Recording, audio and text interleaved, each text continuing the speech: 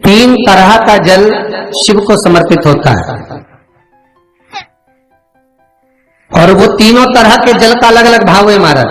पहला जल सादा, घर से पानी लेकर गए, जल लेकर गए, शंकर को चढ़ाया, वो हमने घर का अपना एड्रेस बता दिया, भगवान शिव को जल चढ़ाकर अपने आनंद के लिए शंकर से कुछ प्राप्त कर लिया। दूसरा जल, जल के कलश में थोड़ा सा इत्र डालकर शंकर को जब समर्पित करते हैं तो महाराज घर में अगर कोई व्यक्ति बहुत रोगीला है, बहुत रोगीला, एक शिव महापुराण में, स्कंद पुराण में, नर्मदा पुराण में, भविष्य पुराण में, अग्नि पुराण में, नारद पुराण में, बरहा पुराण में, वामन पुराण में जितनी चीजें लिखी गई है एक एक प्रैक्टिकल कर देखो तो शिव महापुराण, स्कंद पुराण का यह भाव याद करिए कि एक लोटे पानी में इत्र मिलाकर, जल में इत्र मिलाकर, बहुत रोगीला व्यक्ति, बहुत बीमार व्यक्ति है, एक लोटा पानी उसका हाथ का स्पर्श कराकर शंकर को चढ़ाना प्रारंभ कर दीजिए। महाराज केवल 5 या 7 दिन चढ़ाओ और वो 7 दिन के बाद में उस बीमार व्यक्ति का क्रम देखिए कि उसमें कितना आराम लगा है।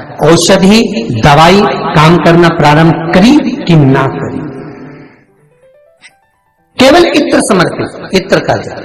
तो पहला जल सादा, दूसरा जल है इत्र का, और महाराज तीसरा जल जो शिव महापुराण के अंतर्गत कहा गया है बेल पत्र का जल।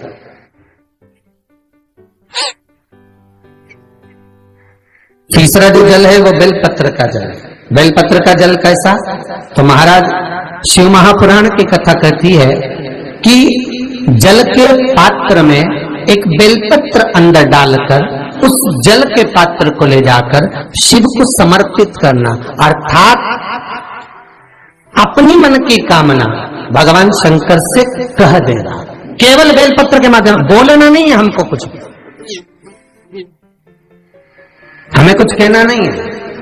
3 तरह का जल का जो व्याख्यान वर्णन किया गया, एक सादा जल जो भगवान को कहा, आपने अपना एड्रेस बता दिया, आपने अपने मन का भाव बता दिया।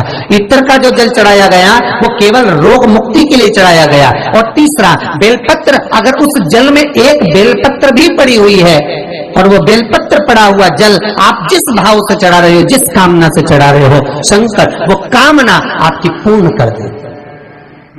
और लिंग पुराण को अगर आप पढ़ेंगे तो उसमें पाएंगे कि लिंग पुराण के अंदर लिखा है कि आप शंकर को अगर जल भी नहीं चढ़ाएं, आप शंकर को वस्त्र भी नहीं चढ़ाएं, आप शंकर को फूल भी ना चढ़ाएं, आप बेलपत्र भी ना चढ़ाएं, अगर शंकर को आपने कुछ भी ना चढ़ाया तो केवल शंकर के मंदिर में 2 क्षण जाकर उस शिवलिंग के सम्मुख में बैठ जाओ, कुछ मत बोलो, केवल मौन होकर उसको निहार लो, केवल मौन होकर निहार लो। बहुत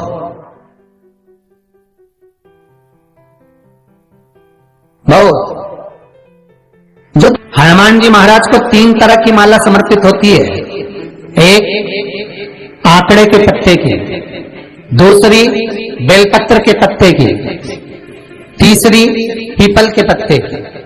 ये 3 तरह की माला जब शंकर हनुमान जी महाराज को समर्पित होती है, जिस समय पर अगर व्यक्ति के जीवन में बहुत भारी रोग हो गया है, बहुत ज्यादा कष्ट हो गया है, कैंसर जैसी बीमारी भी अगर उसको घेर ली है और किडनी लीवर सब बेकार हो गया, तो निवेदन है पीपल के पत्ते की माला बनवाओ, 108 पत्ते की, और हनुमान चालीसा का हर पत्ते पर स्मरण करिए महाराज। आप हनुमान चालीसा पढ़ते जाओ, माला में गांठ लगाते जाइए, और वो माला जो व्यक्ति कैंसर से पीड़ित है हाथ का स्पर्श कराइए और शंकर को चढ़ाइए। केवल अष्टमी तिथि के दिन ये माला समर्पित होना चाहिए, शुक्ल पक्ष की अष्टमी के दिन।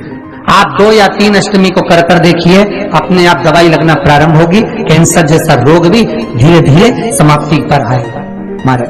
पर करना शुक्ल पक्ष की अष्टमी को ही। महाराज कोई बच्चा एग्जाम में बैठ रहा है, सीए की पढ़ाई कर रहा है, कोई बहुत बड़े एग्जाम में बैठा, पास हो ही नहीं रहा, बहुत हार गया, बेलपत्री की माला चला। पर बेलपत्र की जो माला है वो केवल प्रदोष पर चढ़ती है श्री हनुमान जी महाराज। आप बेलपत्र की माला चढ़ाओ, 108 बेलपत्र आप श्री शिवाय नमस्तुभ्यम मंत्र का जाप कर गांठ लगाकर भगवान श्री हनुमान जी महाराज के सामने पहुंचकर माला को सीधी रखकर, जो व्यक्ति एग्जाम में बैठ रहा है, नौकरी के लिए, अन्य पढ़ाई के लिए, अगर कंपटीशन एग्जाम में भी बैठ रहा है तो माला को हनुमान जी महाराज, और हनुमान जी कौन से होना चाहिए? पूर्वमुखी।